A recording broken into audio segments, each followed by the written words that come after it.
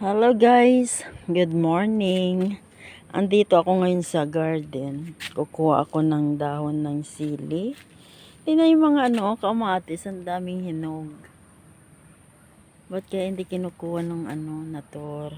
Ayan, ang laki nito oh. Oh, pwede nang pitasin.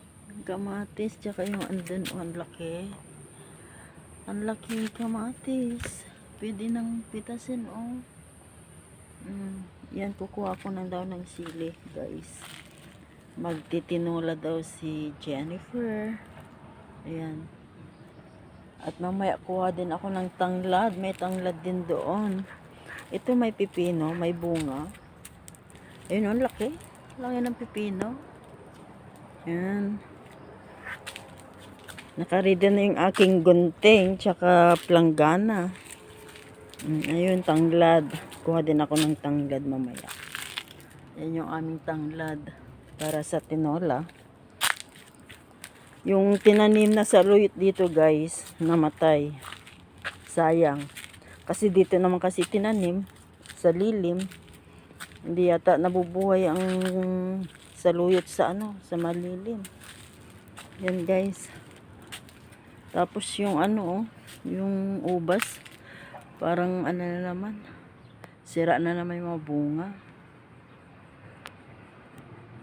Parang daw kaya ganyan daw yung mga daon, natatalsikan daw ng yung Clorox. Kasi dyan sa taas guys, may swimming pool dyan. Kaya ganyan. Ang ganda. Ito mayroon ding bunga dito ng mansanas. Dalawa na yung bunga, yung isa andun. Andun yung bunga isa. Yung mansanas. Green apple. Yan yung lettuce.